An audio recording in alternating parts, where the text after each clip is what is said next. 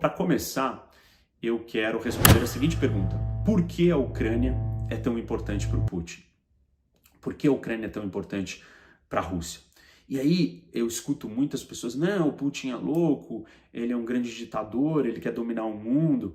Claro que o Putin é um ditador e claro que ele tem ambições pessoais e ambições de que a Rússia seja uma grande potência novamente.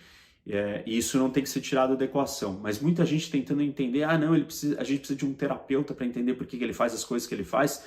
E na verdade não. O que talvez esteja faltando aí é um pouco de geopolítica. Nem todo mundo está familiarizado com essas teorias da geopolítica. E a geopolítica nos coloca o tabuleiro, nos coloca as condições dadas do contexto, independente de quem seja o líder de uma nação. E mesmo que se não fosse o Putin, essa preocupação da Ucrânia estaria no radar e chamaria muita atenção e causaria alarme e preocupação no nível máximo para qualquer líder russo. E a geopolítica nos mostra que, na verdade, o movimento dos países dentro desse tabuleiro, ele se dá dentro dessas considerações, das preocupações de sobrevivência, de defesa, de soberania, e você não pode permitir que os seus inimigos e os seus rivais cheguem muito próximos de ameaçar essas garantias de segurança que você tem. E a Ucrânia está no centro, no olho do furacão do que é uma garantia de segurança e defesa para o Estado russo.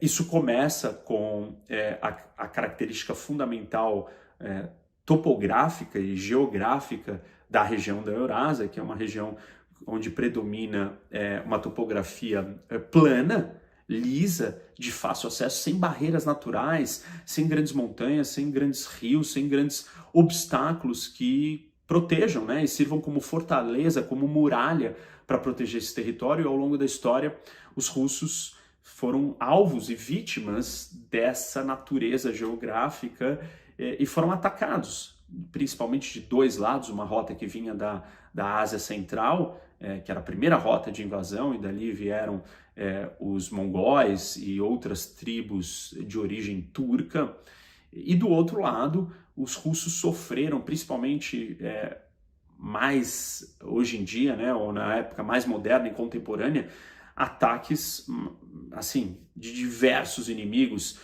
desde a Suécia no século XVIII, França no século XIX e XX, Alemanha no século XX 2 vezes, até os turcos travaram guerras e batalhas com os russos no século XVIII e XIX, os turcos vindo de uma outra região, não tanto do Ocidente como esses outros que eu citei, mas a ameaça para a Rússia foi muito maior vinda do Ocidente do que da Ásia, apesar de historicamente nós temos essas duas vulnerabilidades. Por que existe essa vulnerabilidade do lado do Ocidente? E isso se dá também por uma outra planície que se chama Planície do Norte Europeu. Eu cito isso na aula da Geopolítica da Rússia, que é uma faixa de terra extensa que vem desde a França, atravessa Holanda, Alemanha, Polônia e passa pela Ucrânia e chega na Rússia, ou no coração, no Heartland russo, que é Moscou, que é a sua capital.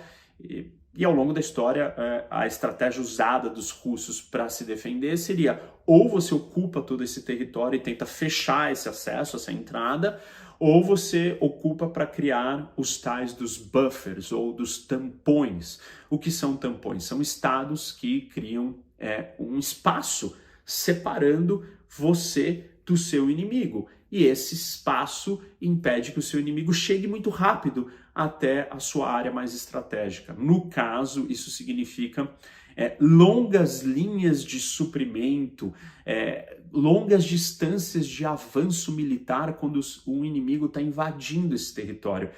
Isso causa problemas logísticos, problemas de comunicação, de abastecimento. Todo conflito, toda guerra, você precisa de combustível, alimento, munição, armamento, porque essas coisas vão acabando.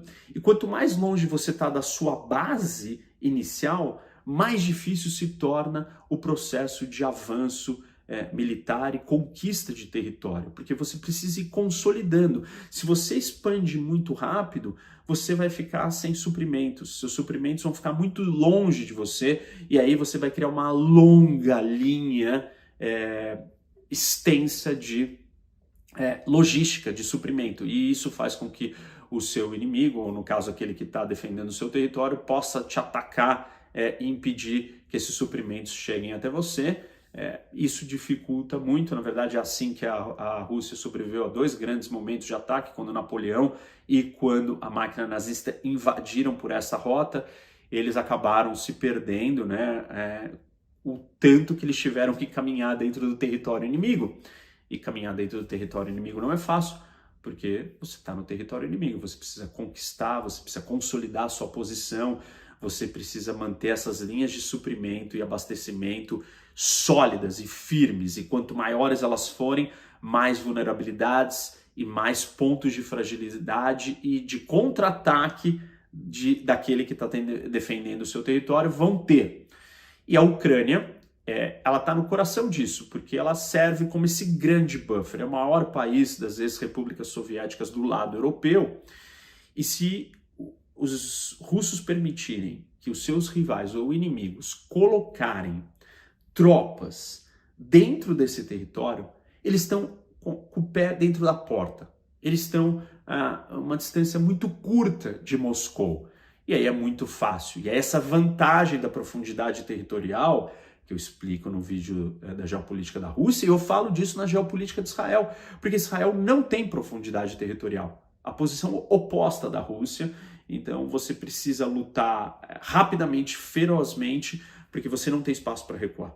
Se o seu inimigo for te pegar de surpresa, você cai dentro do mar, ou você é conquistado, você é dominado. Isso seria, dadas as proporções de distância e geografia, o que os russos não querem. E a perda do território da Ucrânia para a influência dos seus rivais ou inimigos causaria exatamente isso, uma diminuição da profundidade territorial. E a diminuição da profundidade territorial te coloca numa desvantagem militar e de segurança muito grande. Essa é um pouco da realidade de Israel. E os russos perderiam.